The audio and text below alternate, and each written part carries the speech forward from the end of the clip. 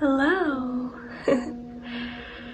So, this is my first video I've ever filmed in this sharing of my process in my world kind of way.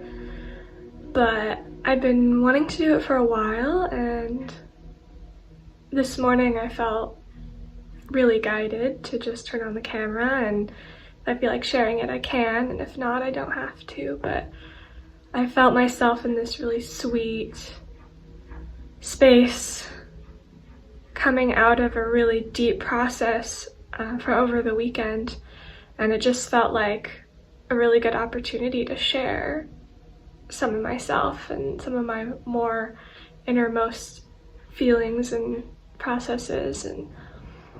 And this weekend we had a group within Soulful Heart. For those of you who know me and my community, Soulful Heart, we had a group weekend where we each have our own individual processes where all of us can feel each other together, and it's always so meaningful and helps me in feeling other people, helps my own process.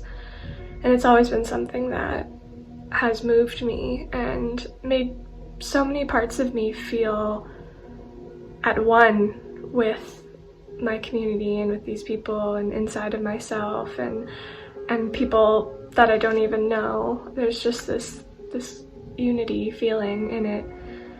And this weekend I was feeling quite an intense kind of inner punishment loop, and I've had this my whole life, where there's been this really strong feeling of, what am I not doing right? How am I not enough? How am I too much? And this part of me that judges everything that I do, say, and feel. And I've been working with him in different forms for a long time, but this felt like a deep soul layer of it. It felt deeper than where I've ever gone before, more than this three-dimensional space. And I felt him in this looping of certain ideas about me and himself, and that all the ways that I'm not good enough, basically, that he's not good enough. But it was the same things that just didn't feel real at this point with how much I've worked around it. And so I felt him as bigger than what I've seen him in the past. I saw him as an inner punisher, and that's the only thing he was. He was just there to punish and then eventually heal into something different. But I felt him as actually a gatekeeper, where he holds a whole group of timelines. But what was interesting about this is that they didn't feel like mine. It felt like this hell dimension. It just felt like this pain and suffering and looping on it, reliving all of these traumatic experiences from all these lifetimes. And it was so interesting, and I realized through this processing with him and through this group that it was like he was tapping into the masculine timelines. And I've been in relationship with a lot of men who have this underlying suffering hell, where they can just drop into this if life leads them to drop into that space. And it's a really, really, really sticky and hard place for them to get out of. And so this part of me, his name's Nimbus, he's been holding all of these aspects. And I've felt like I needed to save these aspects from their hell. And that meant saving these men from their hell. And so we felt with him how this wasn't actually his responsibility to hold, and it wasn't my responsibility to save them. And there was a sadness in that of letting them go, letting them move through these sacred initiations that they have to go through, even if that means going through hell. and that that's not something that I can interfere with or protect them from.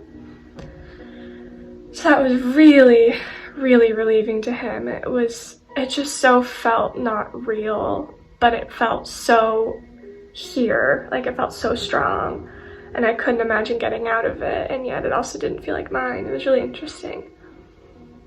And so ever since that process happened, I have felt something really lift out of me, like this heaviness. I was starting to wake up in the morning, and I didn't even consciously realize this, but I would start to feel all the things that I should be doing, or why aren't I feeling this? Why can't I go deeper inside of myself? Why can't I feel the divine? And so it tried to be this force, and then of course when you try to force something, your parts kind of rebel and reject that. They don't want to be forced into anything. And so this process just was the perfect lift, especially not being my own. And it allowed me to just feel this divine love in a way that I've never felt it before. It wasn't even like this huge flood of divine love and this like deep guttural tears of trying to let it in. It was like, it was just suddenly there in the background. And we did a lot of work this weekend of connecting with the Magdalens that we feel so connected to. And that's part of it. I feel the Magdalens around me, and Yeshua and Anna, and just all of this supportive energy. And I honestly don't know that I've ever felt it like that before, this consistently. And so I had these tender tears about it this morning. I think it's just something that I've been waiting so long to feel. And I've had so much punishment towards myself for not feeling it. So I just felt to share that in a way I had to go to hell and back, even not my own hell. But in a way it was, because I was in it, and I was trying to save all these men and all of their soul aspects from the hell. So I was in it with them. And just to feel that move, and then to feel the goodness of my life and the people in my life that get to fill in that hole of letting that go. Because there is a void when you let something go, even if it's something you don't want to be holding.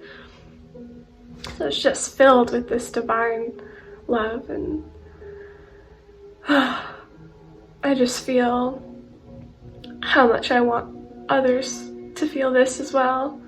And that's what we're doing in this work, is we're continually doing what we can to get back to this place. And that's all that it really is finding your way back to the divine, and you, and the love that you are capable of receiving and giving. And so because I received all of this divine love, I felt to give it in this way. That's very new to me, and doesn't seem to feel very vulnerable in this moment, because I just feel it overflowing. So thank you for taking in my heart, and maybe it landed somewhere in you that resonates. And I would love to hear how this felt for you. And thank you.